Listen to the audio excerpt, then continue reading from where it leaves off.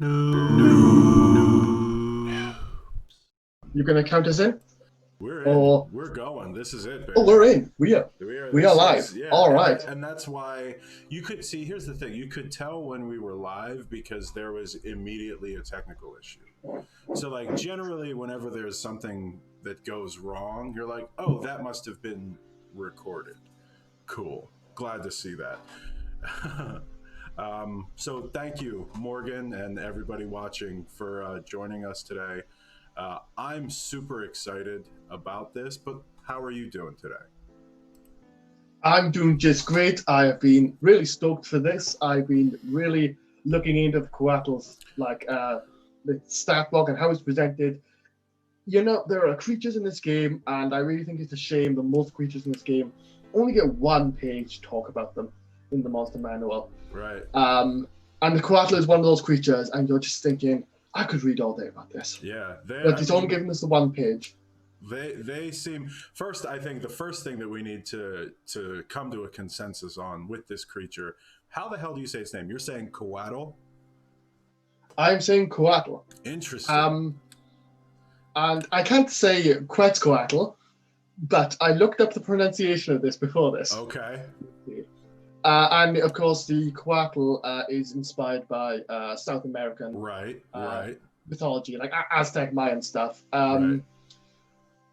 And since it shares its name with part of the name of one, an old South American deity, I'm going to assume that's how it's pronounced. That makes sense. Look it up on I think Wikipedia had pronunciation on it. Okay. Because I've been saying Coatl, Coatl, Coatl. No, I don't know. No idea. I don't think I've got it entirely right either, but I don't think it's yours. I'll be honest with you. Yours sounds much more close to being correct than anything that I've been saying. So that's good. Now, Ron, there is a question that I've been meaning to ask you. It's not a difficult question, don't worry. But when we was talking about doing this, when we was talking about doing this, right? Mm-hmm. And I wanted to do something from the Monster Manual this time, like the OG Monster Manual. Right. And I gave you 4 choices from that book. Mm-hmm. And the Coatl was one of them, and that was the one I was secretly hoping you would choose. Right. You did. So I want to know, what is it? Why did you choose it? Why did I choose it? Well, first of all, I could read your thoughts, and I knew you really wanted to do this one. But outside of that, I've always, because the way that I skim is, especially if I'm putting up like a random encounter, not part of the story, but if I'm just trying to set something together for maybe one session, I'll skim by CR, right? And I'll find this monster, and I remember looking at it a few times and being like, I know that if I were to just throw this in a random encounter, I would use it wrong, and it would not be able for. It wouldn't be something. It's first of all, it's not even something you would expect to see because it's like good align, I believe, right?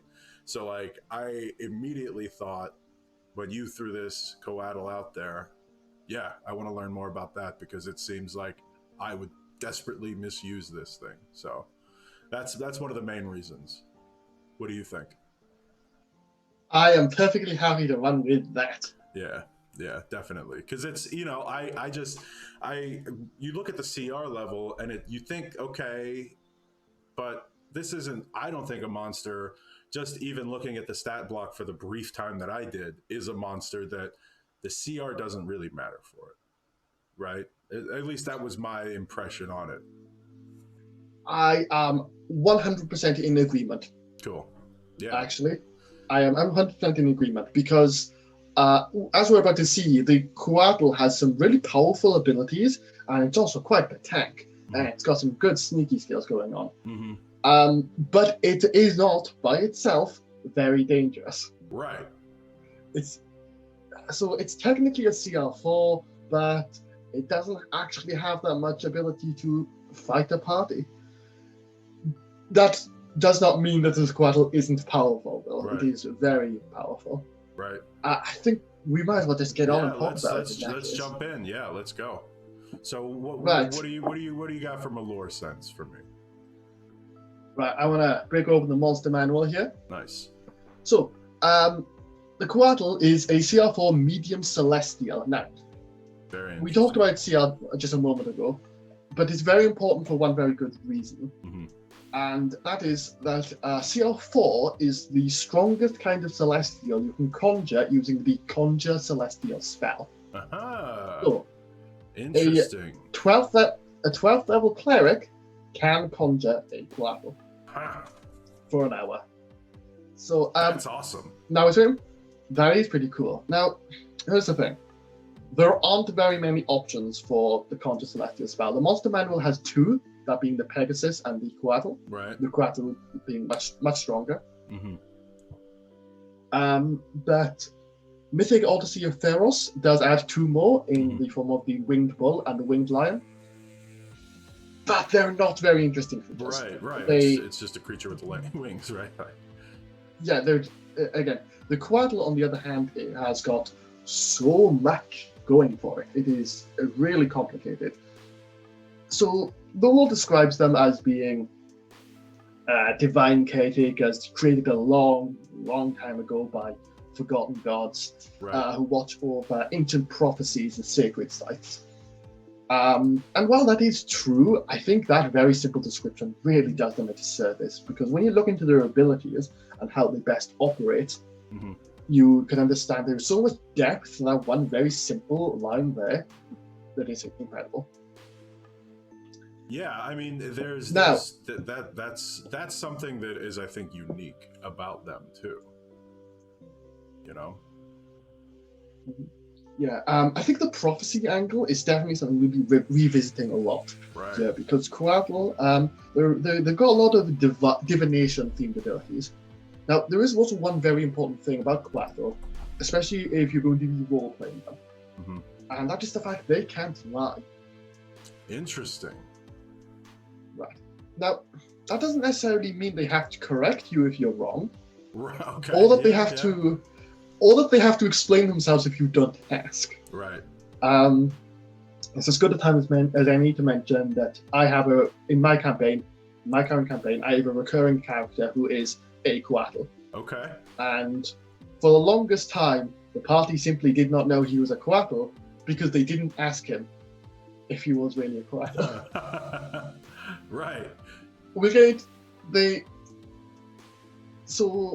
Yeah, it's a fun thing for Dungeon Master to do. I mean, I think that it's like it's a strange thing. It's basically under the zone of truth spell, right? Like it isn't bound. It can't lie to you, but it's not the full truth doesn't have to come out. And I feel like they're relatively intelligent creatures, right? So they can manipulate. They can manipulate the things that they say to influence you without necessarily lying. And I think there's a lot of role play there. They absolutely can. You know what? That relatively intelligent thing, let's just move on to its stats. The weakest stat it has is strength at +3. Its weakest stat. Wow. Yeah, this thing's a beast. It's got +3 strength, +3 constitution, +4 intelligence and charisma. Whew. And then +5 dexterity and wisdom. That's wild. Those are some amazing stats. That's great. Let's be real. If a player came to us with their new character sheet with a stat spread like that, we will both tell them to go reroll. Cut all those in half, and I'll think about it. for suggesting something like that. Yeah, they have no weak stat. Yeah, which is incredible. There is very few creatures in the game, especially at CR4, that has even one weak stat, and the Coatl is one of those rare creatures. Right. And it doesn't stop there, because they have a very respectable 97 hit points. Sure. And a natural armor of 19. It's great. That's a great. So that is.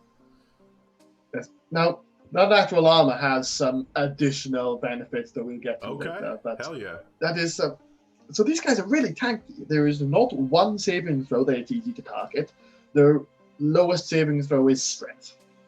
And again, it's not even that low. No, it isn't. And like, so right away you're thinking, okay, it's hard to hit this thing because it's extremely dexterous. It's got the saving throws that it has resist like to magic. The thing is extremely difficult to affect with magic, is what I read in the having high stats. Yeah, absolutely. It also has magic resistance. Oh yeah. Right? No, it doesn't. I not magic resistance, magic weapons. Sorry. Sure. Right. It doesn't have magic resistance, but no, Right. what it does have is 3 saving throw proficiencies. That being Constitution, Wisdom, and Charisma. Yeah. So that makes it very resistant to charm effects, Right. fear effects, curses, banishment, poison, and certain kinds of damage because of those saving throw proficiencies. So again, 3 saving throw proficiencies. That's not bad. It's a Right. very tough creature. Yep. Doesn't stop there. Mhm. So let's mention its speeds real quick, because it's got a 30-foot kind of ground speed of slithering, but its flying speed is 90 feet. That's wild. That thing is super fast. That is faster than an ancient dragon. Oh wow, I didn't think about it in those terms. Yeah, that's. Oh, I checked. Yeah, geez, oh man. So I mean, that thing is getting where it needs to be, probably because it is super resilient, super hard to hit, and fast as hell. Yeah. And it has some resistances and immunities. Okay. So it is resistant to radiant damage, presumably because it's a celestial, it's resistant to celestial stuff. Which is a good it's damage to immune. resist. Yes, it's a very rare damage resistance, actually. But it also has some immunities. So bludgeoning, piercing, and slashing for non-magical attacks. Just doesn't even hurt it. It doesn't even hurt it. Again, at this CR, that's really not common. No. Really not common at all. Absolutely not. And out of all the creatures in the Monster Manual, Modern Kind of Tome of Foes, and World's Guide to Monsters, 19 are immune to psychic damage. And I think 10 of those are constructs with absolutely no mind to speak of. But the Coatl is one of those remaining 9. It is immune to psychic damage. That's great. I mean, so it's got the rare. It's got basic attacks. It's immune to. Mm-hmm. It's got rare magical attacks. It's either resistant or it's immune to. On top of the armor, on top of the speed, on top of the stats and the hit points. I mean, so far this thing sounds awesome. Yes. Now, that psychic immunity isn't just random. I've interpreted it as an extension of one of its passive features, and that being Shielded Mind. I don't know if you know of another creature with a feature like this. I think there might be a few, but there's not many. Now, the Coatl is immune to scrying and to any effect that would sense its emotions, read its thoughts, or detect its location. Interesting. So the thing is, I feel like being immune to psychic plays into that perfectly well, such that its thoughts are powerful enough to resist any kind of intrusion, be it location or damage or interpreting its thoughts. Yeah. Hell yeah. Yeah, this is a very lawful good creature. This is a very underhanded, very sneaky sort of feature. And you're going to wonder, why does it have a feature like this? And I think once we've gone over all of its features together, we'll get back to that. This is a very interesting kind of ability that not many things have. Yeah. No. Right. It has a very chunky innate spellcasting list, and I want to get back to those once we go over basic decks. It also has 120 feet of true sight. Wow. That which is another incredibly rare, incredibly powerful ability. Yeah. So I think like the high-tiered devils and angels and stuff like that, they have true sight. But not very many low CR creatures. The Coatl, however, does. It cannot be fooled by invisibility, illusions, shapeshifting. None of that is going to fool a Coatl. Because 120 feet? Yeah. If it's in a room with swallowing that. It is not only can you not be aware of it, it is absolutely aware of you. Yes. Oh, it's got more awareness features than that in its spellcasting list. We'll get back to it. So there's one last thing I want to mention here is that it has some very interesting languages. Okay. Now, Celestial, you'd expect it to know Celestial, Sure. right? It does in fact know all languages, Huh. every single one. Just everything.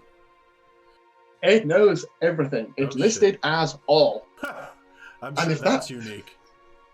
I'm sure that's Again, there's very few creatures in the game that have that. right. Yeah. I mean, I bet you that's even more uncommon than the damage resistances and immunities. Yeah. Yeah. It's very exceptional. Again, I would put this down to a sort of divination ability, or just being very long lived and having lots of time to study. Well, not only that too, you could interpret it maybe as some form of maybe like a different version of telepathy, right? Like being able to. It does have telepathy. Well, there you go. Yeah. It already has telepathy. So there you go. It speaks. It isn't. It might know all languages, but maybe it doesn't even communicate with any language that you've ever heard. You just can understand it because it's telepathic and you know what it's trying to say to you. Yeah, again, it's got telepathy out to 120 feet. It's again, it knows all languages. It doesn't need telepathy, but again, it's got this strange kind of sneaky feature in there. It's just got these odd, really sneaky features slipped into a perfectly honest, lawful good creature. It doesn't end there. So it's got 2 basic attacks. No multi-attack. It only gets 1 of these attacks. Okay. So one of which is a constrict. This uses its strength, which you might remember is actually its weakest stat. At +3. So constrict is constrict is a reach attack. So it's got 10-foot reach. Nice. With again, also remember it is a magic attack. Right. It is magical bludgeoning damage because it's got the magic weapons feature. And it grapples and restrains. So this is also its highest damage attack. That's very useful. Now, of course, grapple and restraining is good for non-lethality, for just saying, hey, hold still for a moment there. But also, it's got a 90-foot flying speed. That means it can fly 40, even while grappling a medium or small creature, it can fly 45 feet, which is faster than most things walking speed. Right, It's yes. really quick.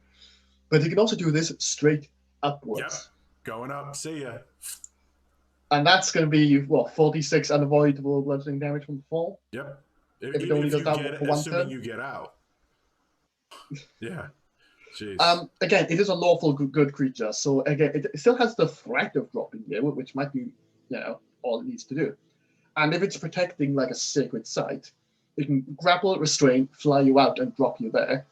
Mission accomplished. Doesn't need to do anything. Right. I mean, the lawful good thing too. I know plenty of lawful good creatures and characters who would just as soon drop you 40 feet in the air or down, like that. It does not mean it is not lethal. It just means that it doesn't do it for the wrong reason. Yeah, it's going to. The Coatl is good, but not nice. Right. Not necessarily. Right. It doesn't have to be nice. Yeah. It doesn't have to be nice, but if it doesn't need to kill to achieve its goal, then it probably wouldn't. It's a lawful good celestial. It's not going to result in violence easily. Its bite attack, however, is a bit more interesting. Okay. So this one uses its dexterity. It's not a reach attack. It has lower damage, however, it poisons. The Coatl has a poisonous bite. Interesting. The poison lasts for 24 hours. Jeez. And while you're poisoned in this way, you are unconscious. A creature can use its action to shake you awake. Right. But it can knock you out for 24 hours with 1 bite and no repeat saves. Yeah. Oh, wow. So, wow, that's awesome. You're just done. Yes. So as far as non-lethal attacks go, the bite is really quite something. Yeah. It can just nip you, and you are out of it for a day. And in that time, it can secure you, figure something out, or a few other things, which I will get back to. Okay. Hell yeah. So it's probably worth noting that just because you are shaken awake as an action by another creature, the poison remains. It remains for 24 hours. So that inflicts the poisoned condition, which is disadvantage on all attacks. Saving throws too. Ability checks. Ability checks. That's it. No, not saving. Yeah, it's ability checks. Ability checks. Yep. However, it's an ability check to escape from a grapple, for example. Right.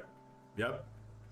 So if you're the loudmouth murder hobo in your group, and you guys encounter a Coatl and it shuts you up, it's going to be very good at shutting you up, right? Yeah, and again, an AC of 19 against attacks that don't have advantage, which are at disadvantage, and also, especially for players like rogues who need advantage to score sneak attacks, for example, you can't gain advantage while you're poisoned. Right. Yeah.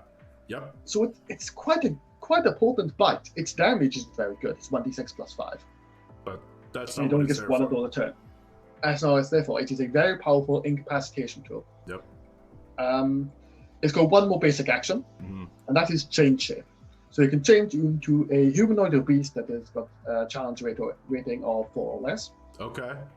It's a bit weird about which features it keeps in its base form and its shapeshifted form. Right. So it doesn't get class features, and most of its statistics remain the same. Which are probably but it better. gets yes, they're probably better. But it gets the armor class, movement, strength, and dexterity, and the actions of its new form. If its new form has a bite attack, though, it can use its own bite attack in place of the chosen forms. Right. So a Coatl that's biting you may not do so in its true form. Right. If it turns into, I don't know, a rat, if it turns into, a quipper, it can still bite. Yep. That would be pretty good. That would be pretty good. Like a Coatl in the form of a rat guarding like a sacred an ancient temple, that every time anybody goes nearby, this rat comes out and stuns people for a full day, and people have no fucking idea what's going on with it. Meanwhile, it's this ancient, long-lived celestial just being a rat, keeping people out. Yeah, that's super cool. Yeah. I think also low damage, you might have noticed, is like one of the weaknesses of the Coatl. It's got all these amazing talents, but it's not very good damage. It can take you up into the air and drop you, but it needs to land a constrict attack for that, and it uses its weakest stat to constrict with, even though it's not that weak. No, but yeah. So it's like not that good at actually killing stuff for its CR. But I suppose with change shape, if it turned into, say, I don't know, a polar bear. I think a polar bear's claw attack or its bite attack or something is about the same as the Coatl's constrict. Sure. But then I think it also has a multi-attack, so it can bite first and then score an automatic critical on an unconscious target. Hell yeah. Yep. There's any multi-attacking with a bite sounds great. Yeah. Sounds like a good creature for this to shift into. Yeah. So I mean, again, this would also be magical damage. It keeps its magic weapons feature when it shapeshifts. Right. And also can turn into Does it keep true sight? It keeps all of its game statistics except its actions, its armor class, its strength, its dexterity, and its movement. So does it keep spellcasting? Everything I else, assume that is yes, right? Yes, it would. Magical cool. Everything. It keeps its man, stuff. I'm so excited. Yeah, and like I said, it's a surprisingly sneaky feature. Absolutely. And this law text does explain this. It says that the Coatl prefers to work unseen and reveal itself only when needed. I think bearing that in mind really affects how you see the Coatl. Let's go over its spellcasting list before we talk about that. Okay. So, it's got 3 spells that it casts at will. Okay. Also, strangely enough, even though Wisdom is its highest mental stat at +5, it actually uses Charisma for its spellcasting. Which, I mean, by the nature of the creature, I think that makes sense. Yeah, it makes sense. But again, it's very unusual. Normally, when a creature has a spellcasting ability, that's its highest mental stat. Right. Yeah, true. So, yep. It's unusual, but it's still pretty strong. Right. Honestly, I see this as the gods taking pity on whoever decided to cross a Coatl. It could be that, right? So it's got 3 spells that casts at will. Now, do you know what I said before that it was quite a good diviner? Mm-hmm. It had lots of divination themed abilities. Well, for at will spells, it's got detect evil and good, Sure. detect magic, and detect thoughts. Detect thoughts, nice. Yes, it can read your mind at will. Yep. That's an innate spellcasting feature, right? That's super because even if you succeed in keeping it out of your mind, it'll just try again. You'll you'll be talking to it and you just constantly feel it like prying into your head, trying to see what your intentions are. One of the detect thoughts has 2 stages. One which is a deep probe to see what's in your really in your head. Mm-hmm. But one is just kind of a light area effect that detects creatures and sees what's on the front of their mind. Mm-hmm. Mm-hmm. And that doesn't have a save. That first stage does not have a stage. Yep. So a Coatl can't lie to you, but you also can't lie to a Coatl. Right. Yeah. Fuck yeah. Yes. I mean, that's great. Detect magic. Obviously, it has true sight, so it can see into the ethereal plane. It can see illusions. Those things can't sneak up on it.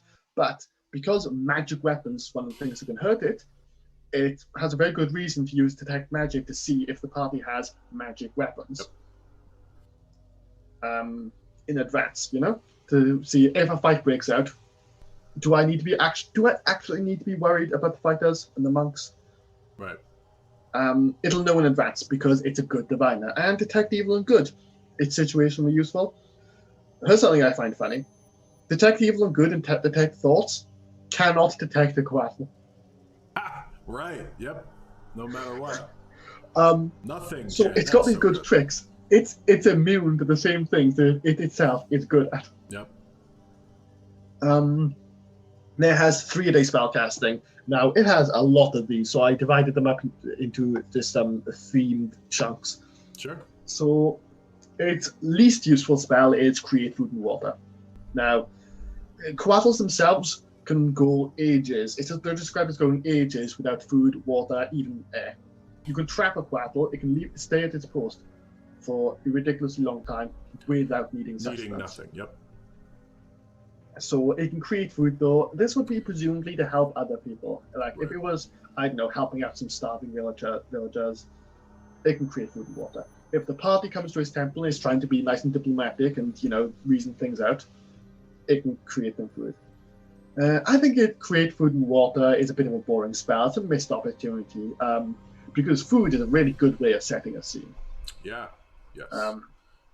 And nonetheless, it can do that. Having that be something that it can do, I mean, you're right. It's pure. That is purely a role-playing, a spellcasting feature, right? Like it isn't. You're never gonna pop out some buns in combat. Maybe you would.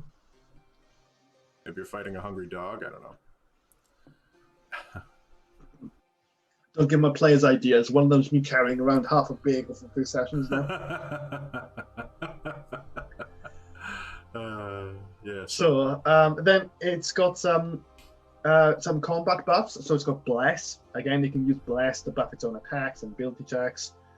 All that of its allies. If it's got allies, it's a lawful good creature that doesn't mind being a martyr. It can bless its allies. Mm-hmm. And Sanctuary. Now, Sanctuary is of course a bonus action. That's a super good spell for this thing to have. Super good. Yeah. So because you can force people to not attack you. So I said that 19 AC comes with some additional benefits. Sanctuary is one of them. Yeah. It can attack on its turn. Any turn that doesn't use a spell and attacks instead, it can cast Sanctuary. Yep. And keep that until the next time it attacks. See, if it's just going around the battlefield, not attacking anything because it's just providing support, it can keep Sanctuary going for a while, and it can be the tank.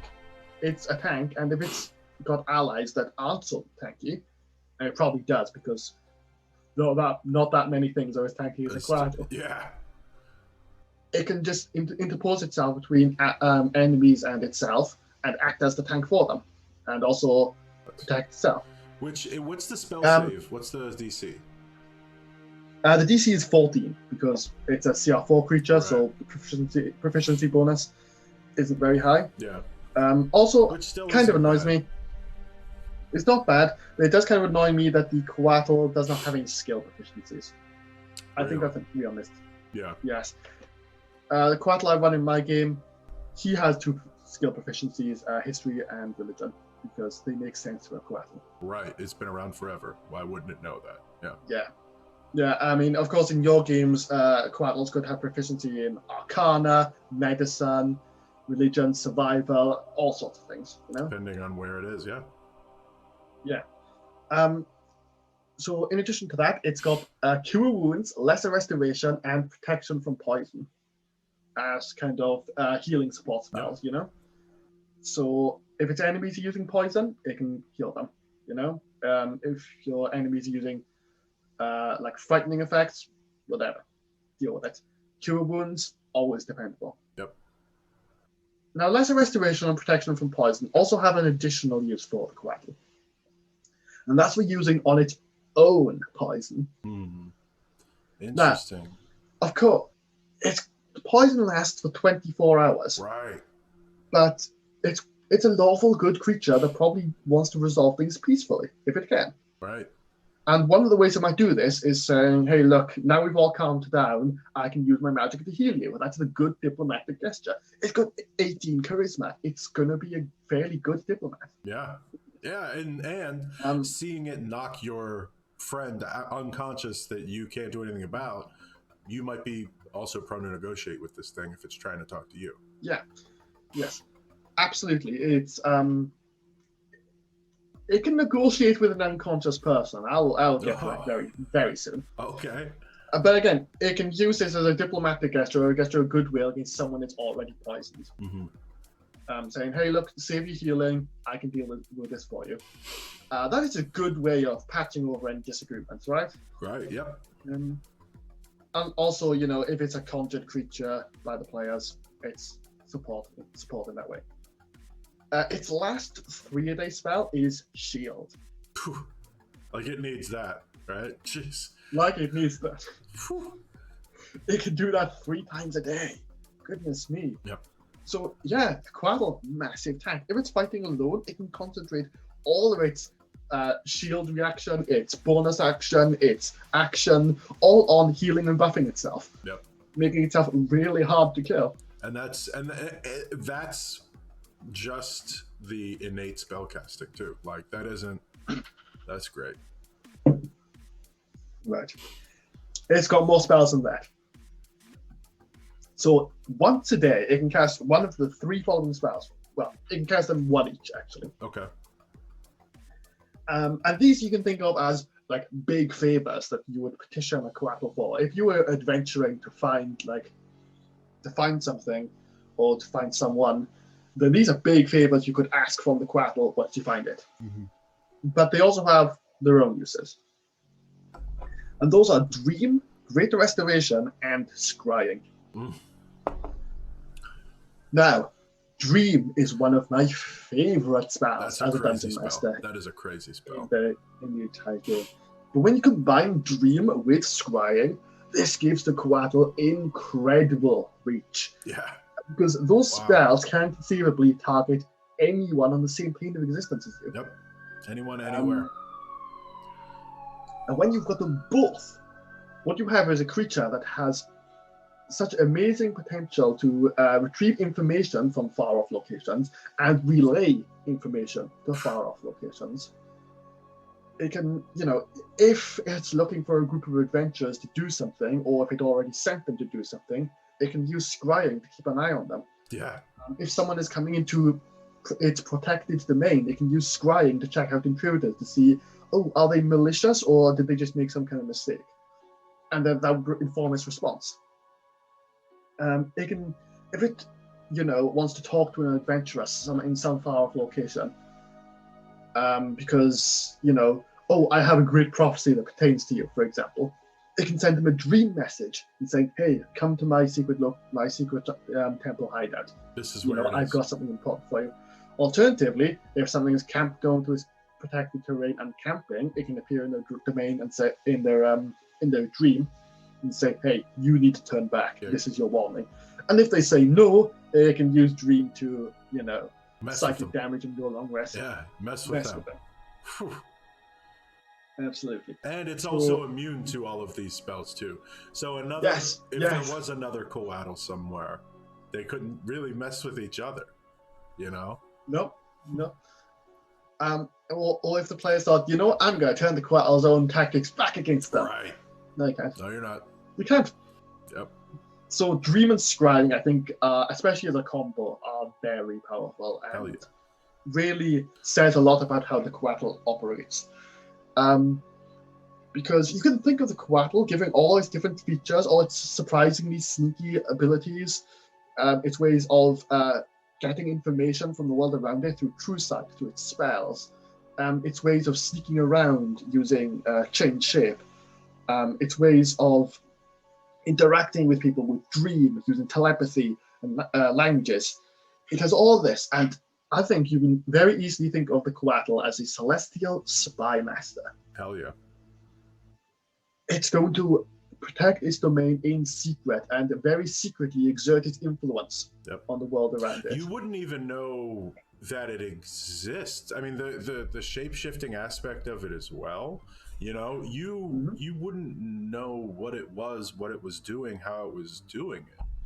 Yeah, that's awesome. I mean, and adventurers encountering this creature, to me, it only has 97 hit points, which is good for a CR4 creature. But if you're an adventurer and you encounter this flying dragon snake in your dreams that tells you something that you can't, you would think it's a god.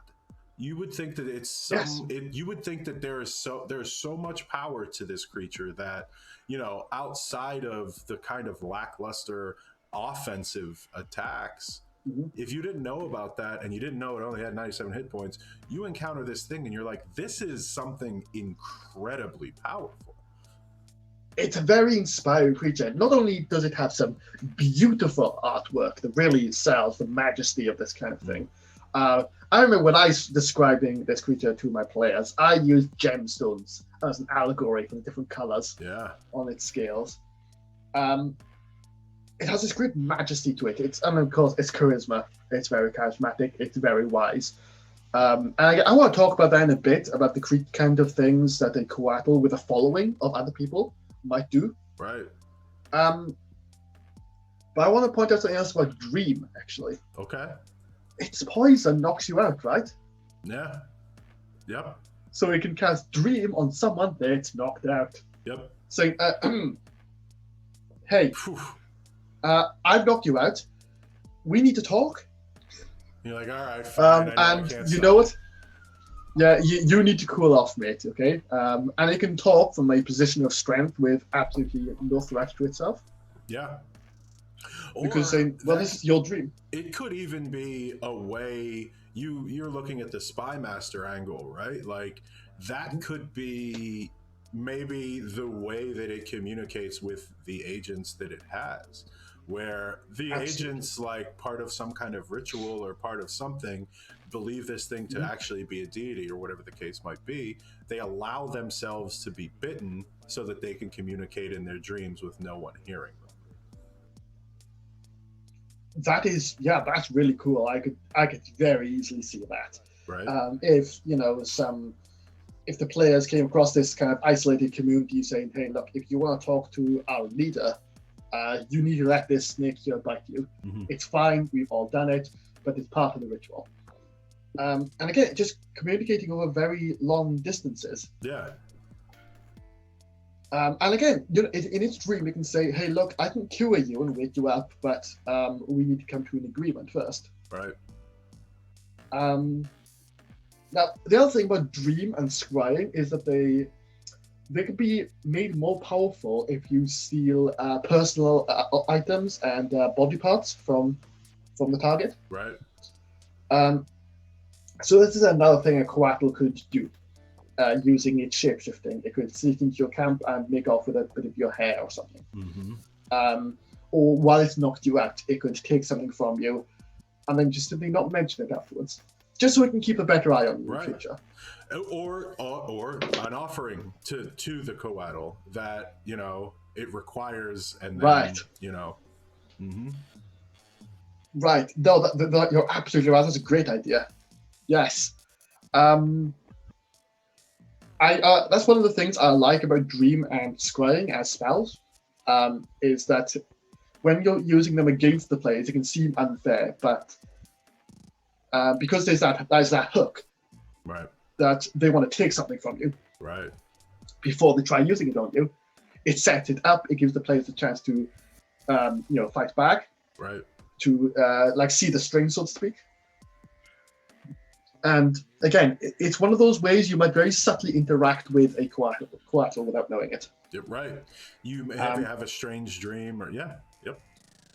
Yeah, that's one of the reasons I really like this spell list. It's got some spells I'm really fond of. And again, it can detect thoughts. It can, sneak up on you, detect the thoughts of the party discreetly in the form of a bird or something. Right. And yeah. I mean, it doesn't. Of course, don't forget. There's no limit on the shapeshifting, correct? Time-wise or usage? No. Jeez. No. That's crazy. It's just a really good, and it can turn into humanoids too. So it can live in the middle of a human settlement and disguise itself as a priest, a cleric or something, and it can do all this stuff. And as long as it never just directly lies and says, "Oh, I'm not actually human" or whatever. Right. Yeah. They don't need to say. It doesn't need to. There's 1,000 ways that the creature could answer a question of what you are. What are you? Without lying. Yeah. Absolutely. And again, if it disguised itself as an elf or something, it wouldn't even need to disguise its age very much, because elves can live hundreds of years, and if it's talking to humans, then if it gets something wrong by 2 centuries, they probably wouldn't notice. Right, yeah. Again, it's just got these really nice role-playing potential. It's got a bit more going for it than that, actually. It got some nice plot hooks in its lore here. So a lot of creatures have their reproductive cycles explained. Right. And for a lot of creatures, it just isn't very interesting. They're basically animals, and they reproduce in very similar ways. This is how an animal and also has a lot a baby, yeah. Yes. It might go as far to say, oh, they don't really socialize much except to mate. But most creatures where this is mentioned don't have a juvenile form of their stat block. So a Remoraz, for example, has a Remoraz and a young Remoraz. Right. So it makes sense to mention the reproductive cycle. Dragons have wormlings. Yeah. Now, the Coatl reproductive cycle is actually quite interesting. Okay. So it starts with the Coatl knowing when it's going to die. They know 100 years in advance when they're going to die. Okay. They don't know how, but they know when. Which, again, it ties into this really cool prophetic abilities that they have. Or the prophecies they have access to. It just ties very nicely into this theme they have. But they know 100 years in advance. And when they know this, they will then immediately seek out a mate, so that they can create an heir who they train to take up their legacy after their death. Right. Now that's a plot hook.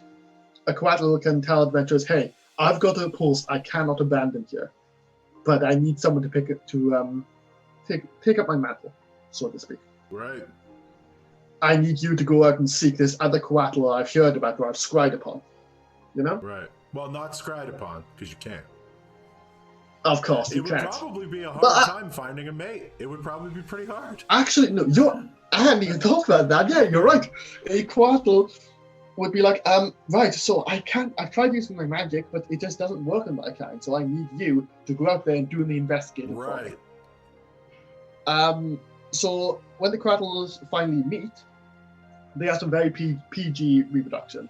It's described as an elaborate dance of light and magic. So, a lot of tables don't like to have sex at the table. Sure. You know, it's just well, it's one of the things that's off topic. It's perfectly reasonable. But coatl mating has absolutely no, biology to it. It's a magical process. That's actually quite spectacular to watch. Yeah. It's it's elaborate. It's beautiful. They're divine celestial creatures who don't need to bother with the kind of animalistic processes of us. Well, they don't need to eat, so I imagine most things are a little different for them. Now, it doesn't say this, but I would imagine that given there's no biology involved, that Coatl may not have a gender. Right. They may not. It's not explicit about this though. That's just my reading. Sure, but I mean, it would make sense if it's a fusing of minds and spirits. It could be, Yeah, and this creates an egg, which is described as resembling a gemstone. Now that's another interesting plot hook. Oh boy. Because if it's not immediately apparent that it's an egg, if it just looks like a valuable piece of treasure, imagine what we can do with that.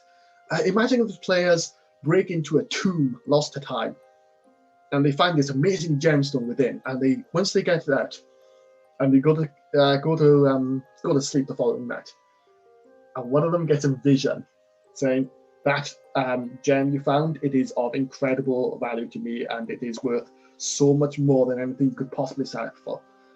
And I will make sure you're rewarded if you bring it to me, and it gives them a location.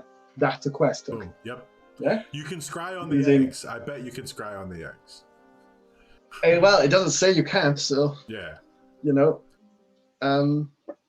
So yeah, you could have an egg as a quest hook.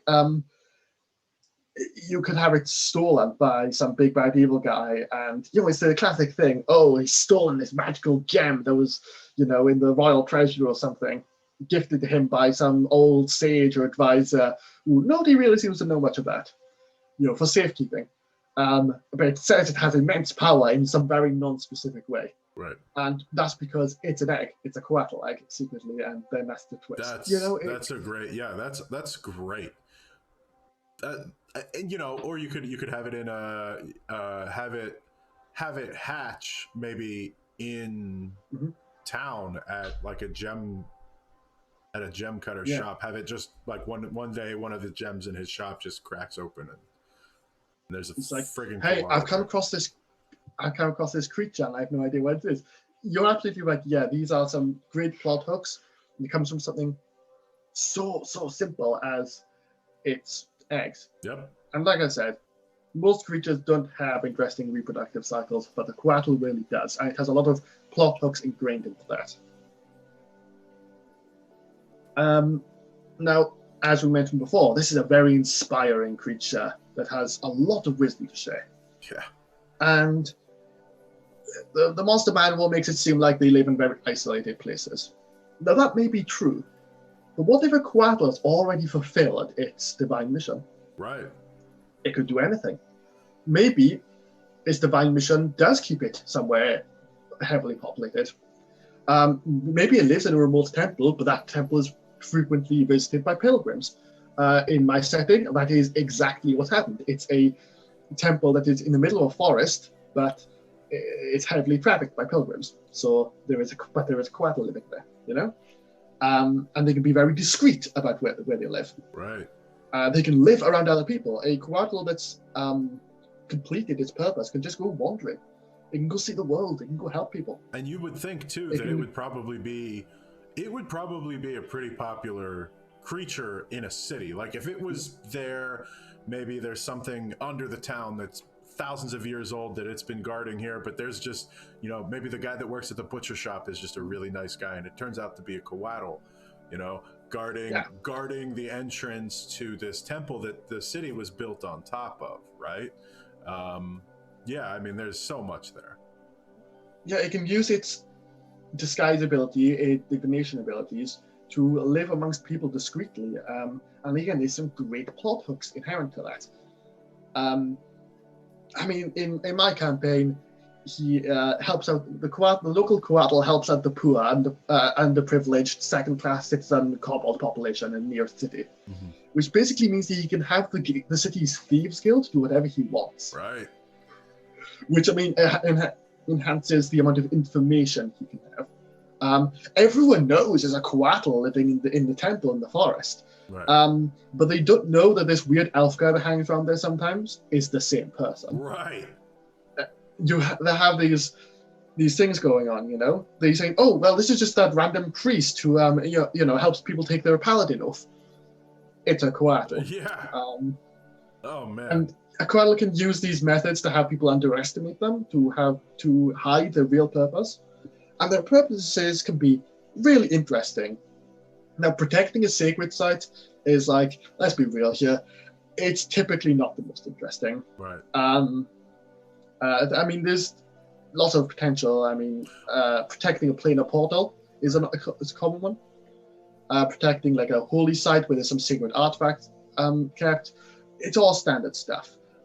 But a Coatl can be protecting a prophecy too. It's written right here. Right. They're prophetic creatures. That's awesome. But because it has a shielded mind, it doesn't matter if the prophecy isn't written down. Right. It can use that as bait. It can say, someone tries to break into the Coatl's like inner sanctum or its main vault, or to steal some sacred scroll that has long since crumbled to dust. The Coatl's just like, no, I've memorized the prophecy, and you'll never get it out of my head. Right. Yeah. You couldn't ever get it to talk if you didn't want to. If it didn't want to, rather. No. Oh. No. How big? It is not. How big are they? They are medium. They are medium creatures. So maybe like 10, 15 feet long, thin, right? Or yeah. Well, they are like snake-like. So yeah. Yeah, with aside from the wings. Yeah. Yeah. Because I'm just trying to like put a picture into that where because it has these abilities and it has these capabilities that, like I said, would really inspire an unknowing adventurer to believe that it was a divine being, which it is, but a more powerful divine being. So I want to know. I was curious about how visually they would interpret this creature to them. Yeah, I'd say it's about the same size. I wouldn't mind making it a bit taller than a human. It sat on the ground. Right. I mean, it's a medium-sized creature, but when it's occupying a 5x5 space on the ground, I would imagine that it's partially coiled up to support itself. Yep. Or something like that. I'd say give it some nice big wings. Right. Which are awesome, which are intimidating, like a peacock, but different. Not a peacock. Yeah. Very colorful, very vibrant. Yeah, again, I like angels are given like bright white wings, which I suppose is nice looking. But the very colorful wings of the Coatl is something else entirely. Right. It's even got feathers on its tail that at the end of its tail in the drawing here branches off like a tree branch, and the feathers on the end look like autumn leaves. And I'm thinking that's a lovely mental image. It really helps inspire the kinds of creatures that a Coatl might associate with. Because if the Coatl itself isn't very good at dealing damage, but it's got an important place to protect, wouldn't it have other people to help it? Absolutely. So the Coatl with humanoid followers could have knights and priests, druids, all sorts, mages, all sorts that help protect this domain. So they might do that because of their religion. They might do that because they get something out of it. Say, for example, ancient knowledge and wisdom and guidance. I mean, yeah, paladins. I'm even thinking warlocks, Absolute celestial warlocks. I think that is like, this creature would be, first of all, not only would it be prone to empowering something else to help it achieve its goal, but I mean, it's a perfect patron. I feel like it is a perfect absolutely patron. Yes, it's a patron that can actually talk to you through your dreams, right. that has a purpose that it wants you to achieve. And again, these plot hooks we talked about with the Coatl about helping it find a mate, helping it retrieve its eggs, or like recovering ancient prophecies, or acting as its agents outside of the place it is meant to protect. These are all things the Coatl is heavily incentivized to do. So yes, it could absolutely have celestial warlocks. Also, Asma. Asma, Bull's guide does go into some detail about the angelic guide of Asma. Now it says this is usually a deva, but I don't find deva to be nearly as cool as Coatl. Yeah. And also, deva don't have dream. Which They don't. honestly, I think that you're doing the right thing by explaining like that spell is first of all, it's a super high level, right? It's a high leveled spell, is it not? It's like a 6th level, I think. Sixth or seventh is what was springing in my head. But like the versatility that comes with that, It's only 5th, actually. It's only 5th. Still, I mean, the versatility that comes with that. It's a spell that doesn't get used very much, I don't think. Certainly not by players, right? What player is going to, not cast a 5th level damage dealing spell and instead cast Dream? So it's a great opportunity to use a monster that has a really unique and very powerful spell that neither one of them get a lot of play, get a lot of use. Absolutely, and as a tool for the Dungeon Master, you can just drop a Coatl in any long rest thanks to Green. Right. Yeah. At any point. At any point. It's there. It doesn't matter where you are. Mm-hmm. If you, the Dungeon Master, want there to be a Coatl, you can just have it appear in any dream. And I think that's really quite something. What kind of other creatures would a Coatl use? Like, it's got all the utility casting in the world, so it would want some solid guardians. So we talk about humanoids, right? But what about? I don't know. Elementals. Yeah, that's what my Coatl has protecting his temple. He has, again, very secretive. So there are water weirds all around the temple, but nobody ever sees them, so they don't know it's there. Right. I think fey creatures like pixies and blink dogs would be obviously fine. I think like those are great. That was immediately what I thought of with the Coatl. It has, I mean, I understand that it's a celestial and it is very much geared towards that, but it still screams fey to me as well, right? Like I think that it's like the trickery behind it and the way I think that a fey would be endeared to help. Absolutely. So fey creatures would be in. So plant creatures. So the woodward we talked about a couple of weeks ago. Hell yeah. A lone woodward could then take up service to a Coatl after it served its purpose, or if you wanted to go kind of dark good on your Coatl, it could know the ritual to create a woodward. Treants, stuff like that. Awakened trees. All these could be guarding a Coatl's realm. There is so much. I mean, I feel like the thing is, right? Like the lawful good nature of it, I don't think in any way limits the kinds of creatures, right? Like I can imagine having a band of maybe ogres or ogrim that have been manipulated into being good, and they work with the Coatl out of the goodness of his heart, because every time these ogres go to sleep, this thing fucking talks to them and persuades them, and they start to buy in. And so it gives them this divine guidance, and it gives them the blessings in the form of its spell casting, and all this stuff to protect them. Again, mine has kobolds. Mine has a fairy dragon. Fairy dragons are, again, these sneaky tricksters, aren't they? Just like the Coatl is. I think actually the half dragon template would be a really interesting thing to apply to a Coatl. It could be something very unexpected, but I reckon it would be very interesting. I think that would be very unique, super interesting.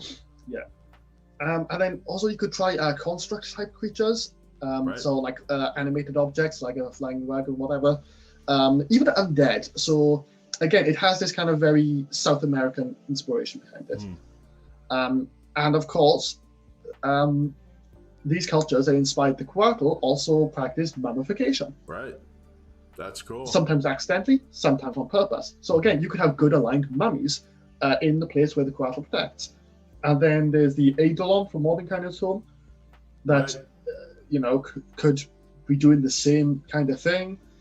I think even having that I feel like that mummification is a super cool point, right? It could be having it be some form of like a Coatl and a dark, like an evilly aligned necromancer, who are like both vying for these like the eternal guardians of a temple. Maybe this place has mummified a people throughout the years. It's been an ancient temple, and a necromancer moves in.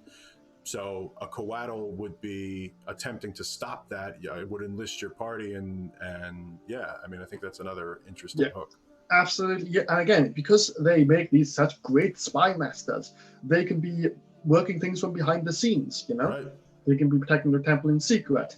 They can be an intelligence network that provides information to the players in return for a few small favors. I'm just going to flip through my monster manual here and see what jumps out at me as something a Coatl might use to his advantage. Oh, there's the fairy dragon I mentioned before. Ooh, fungi. So you know those mushrooms from the monster manual? Yes. I've always thought they're one of those things that is stupid by itself, but are great to enhance combat encounters with other creatures, like machinids. Having those just float in. That's a really interesting hook. I can't get out of my head. The rat. Just this one singular rat that guards this temple, that every time somebody walks in, they end up getting bit and they pass out for 24 hours and they have no idea why or what the hell's going on. Having it just be something mundane that you would never pay any attention to, but having this really powerful creature, I think is super fucking cool. I think that's super cool. Yeah, it's got this like real sneakiness to it that really sets it apart from other Celestials, because angels are upfront warriors. I know the Deva can shapeshift and stay discreet for a while, but it doesn't do that as well as the Coatl does. Right. The Deva is waiting for the day he can bust out his angelic mace. The Coatl is going to be on the sidelines, in the dark, behind the curtain, forever, basically. Right. Yeah. Yes. It never needs to reveal itself. It never. Another thing too, like, not to bring back to this, but having it be this like sacred. Have you ever seen the second Ace Ventura movie? No. Okay. First of all, it's a great movie. I highly recommend it. It's stupid. It's funny. He talks from his butt. It's perfect. But in that movie, there's a sacred white bat that the tribes are, trying to deal with throughout. And having the Coatl be a sacred animal for maybe a tribe of druids, or even, like I said, a tribe of ogres or barbarians, or whatever the case might be, having that Coatl always in whatever the sacred animal's form is, and say, hey, you want to help us, you have to let this creature, inflict you with its bite, and our god will visit you, right? And like, have that be a great way to introduce it, so you don't realize that the snake or the rat or whatever the creature itself is the Coatl, like the sacred beast is the god to these people. Like, I think that's awesome. It is. I was just flicking through the monster manual here just to see if anything jumps out at me. Lizard folk. They are druids, and they're humanoid, so you can turn into them with a bite attack. Yep. Done. Can a human do a bite attack like an unarmed strike? What do you think? I mean, I think a human can do a bite attack as an unarmed strike, using the unarmed strike rules. But the way the Coatl's bite attack is worded, it says if the creature is turning into has a bite attack. Okay. It has a specific bite action. Humans don't have a specific bite action. Right. They have like a general unarmed strike. That is a fair ruling. I think I would rule the same way. It's got to have pointy teeth. Again, Coatl's could study around with all sorts of mystical creatures. Storm giants, again, they love to ponder prophecies for a long time. So a Coatl could easily visit a storm giant. Storm giants are known to have entertained guests who they find interesting, and a Coatl would certainly count. Yeah, 100%. So again, if you're running like a storm giant's lair and you wanted to fill it with an interesting guest, you would have a Coatl. If you wanted to run an ancient dragon's lair, again, this is another one that I do in my campaign, specific campaign, where an ancient bronze dragon has a Coatl as his right-hand man. Right. as someone who is much more subtle and personable than he is, to go out into the world and deal with stuff there for him. Yeah. Rather than bring in the weapon of mass destruction that is Right. Victor Yeah. Dragon. Have that be your basically like your agent on the ground. Your the second in command or the face. And then he himself has good diplomatic relationships with the local government, the druids, elementals, fae, all sorts. Yeah. I think the elemental is a good hook too that you mentioned in your campaign. I think that they're like these primordial creatures who have these like timeless, ageless features to them. They'd all be buddies with the Coatl, right? Like they would all, unless they're inherently malicious and evil. I think any one of those is just wide open for use with these creatures.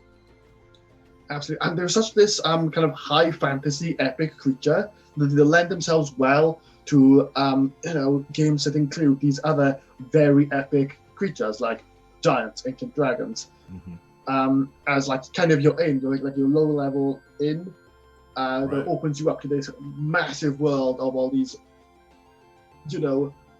utterly unbelievable creatures, and the Coatl then would sit at the bottom, not to disrespect the Coatl at all, because it's got some really nice features. Yeah. You're not going to see an ancient dragon with shielded knight. Right. But maybe a Coatl. Maybe a Coatl. Do you? I mean, so just to give my overall impressions of the creature, right? So the stats are incredible. The armor class is great. The abilities are super tanky. The speed is about as fast as it gets. They have exactly, summoning this with a conjure celestial spell, right? Like in chat, I think that this is the high end of a creature to be summoned, and the role play and even combat capabilities of it are pretty hard to beat. The possibilities with something like this, especially when you have that high intelligence, are basically endless, right? There isn't a way where you couldn't figure putting this into a campaign, having a lot of fun with your, like, as a DM, and making sure that your players are engaged in a way that they probably haven't ever encountered before. Absolutely. It is one of those creatures that really does its own thing really well. And I think it's just such a shame that sometimes people may not occur to them to use it outside of the context of its inspirations in South America. It can do so much more than just being a jungle. Yeah, yes. It could be in a temperate forest. It can be up on a mountain. It can be in the middle of a city. It does so much more than just the inspiration behind it. Yeah. And again, the inspiration behind it was a god, after all. Right. Yeah, so and it is right up that alley. I think now, having had this conversation, I will think that I might be able to, I mean, granted, the way that I use monsters is probably wrong as it stands, because, I'm a horrible GM, but, take that out of it. I think now I would be less trepidatious to put one of these in my games, because you can't really go wrong with the things that it can do. A traveling merchant that's a Coatl. I mean, like there's maybe he's a merchant traveling the entire world, carrying his secret artifact in his cart with him, and anybody who would seek to rob him, he doesn't. Or maybe his mission is to bring the artifact to every place in the world at a scheduled time, and he's just constantly making these laps, but he uses the guise of a traveling merchant, right?